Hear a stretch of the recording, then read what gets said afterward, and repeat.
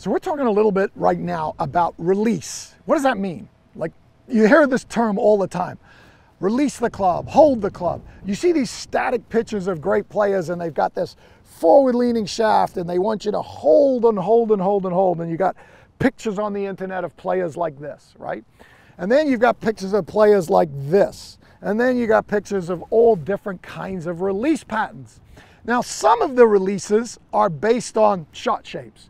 You might be a player that's specifically trying to hit a certain shape of shot, and that might require me to hold the face a little bit more open through impact, and you might even see a bit of a chicken wing or a breakdown in the lead arm. That could be because of shot shape. You might have a player that's trying to hit it around a tree and you see a little bit more of a crossover release.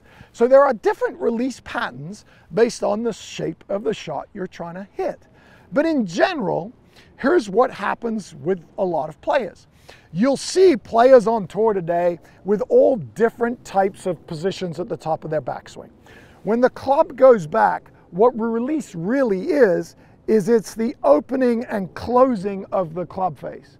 Now, there are some players that take the club back more shut. There are some players that take the club back more open. There are players at the top of their backswing that have a very flat or bowed lead wrist with what we call a shut club face that points to the sky. And there are world #1 players that have the face very open and they're in this position, which is extremely extended, and the club is open. And they can all play great golf. So to say that there's one or the other, there's not. But here are some of the known truths, and this is by some of the data we look at with our 3D system at TPI. Regardless of how they take it back, or whether it's open or shut at the top of the backswing, or whether it's open or shut away from the golf ball, they all do a similar thing on the downswing to get that face square and in a strong position at impact. So players that get to the top of their backswing in what we call an open position, what they do is they start to flex their wrist, right? Not extended, it's extended. A minute they start down in transition, they start to flex and they get this club into a squarer position right about here where it's hip height. And then they use the ground and body rotation to decide what they want to do. Do they want to hold it off and hit a fade? Do they want to strike it and release it? That's dependent on the shot they want to hit in many cases, right? Now, players that are the opposite, that have a very flat or bowed wrist, well, they've already done it. So they don't need to flex their wrist, they're already flexed. So what they do is they start down and they're already in that position, in that flex position, and then their delivery can be just the same. Now, the reason you might see more players today with a little bit of a flex position is then they don't have to do it on the downswing. They're actually doing it on the backswing. But there are certain things that you need to know. Because if I come down and my face is looking more down at the golf ball or more closed because I'm bowing it down or I'm flexing it down, if I'm in this position, then the face, if I don't do something with my body, is going to be closed, right? But here's what the best players in the world do. They flex their wrist in transition, or they're already flexed. They bring it back down in front of them. Now look, at impact, they have a forward-leaning shaft with a relatively flat wrist or slightly bowed. The face would be dead shut. I would hit the ball over there. So what do? They rotate. Their chest and their lower body is open. And the more they lean the shaft forward, the more it opens the face. You see? So they are doing all of this. If they stop rotation or they can't rotate, it's going to go left. So this is why you see so many players with hips open or chest open. It's because they're using ground force and their wrist is or their club is in more of a closed position coming down. You can be either way. And this is the beautiful thing about golf. There's so many different ways, but there are all these little matchups.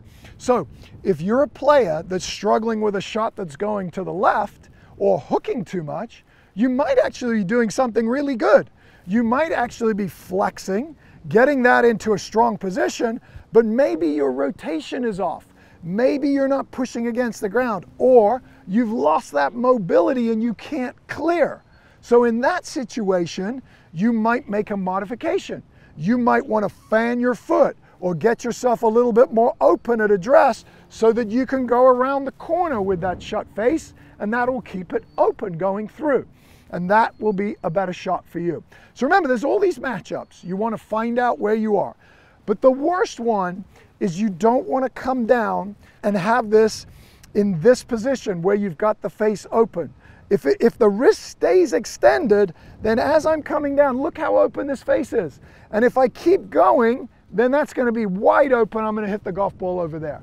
So at some point, I need to release the club. And this is where release comes in. So if I'm looking at you, most cases, the player is going to strike the golf ball. They're going to push with that lead foot, have a forward-leaning shaft, and then they're going to release this club fully.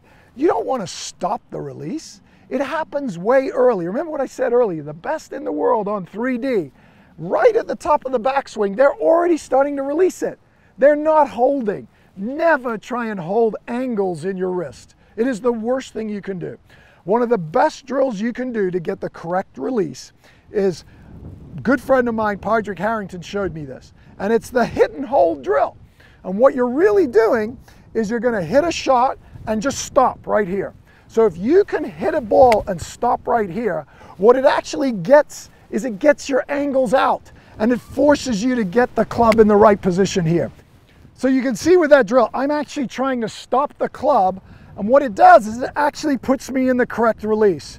Where what I've done is I've got rid of all this flexion, I've struck the golf ball where I've hit the ball first, created a nice divot, and then I've let it go. I don't want to hold on and stop it. It puts too much stress on the shoulder, the elbow, and the wrist. So you'll see with great players as they come through, they actually are in this position. If I come towards you, I hit, I'm trying to stop the club, and you can see I've actually gone into extension with my lead wrist and flexion with my trail wrist. The opposite of what I had going back. And that's a proper release. So there's a little kind of world of release. Just remember, we don't want this extended coming down. It can extend going back. It can flex going back. But on the downswing, we need to get it flexed so that we deliver it in a good position coming down. If you can understand that, you can understand release. You can hit any shot you want.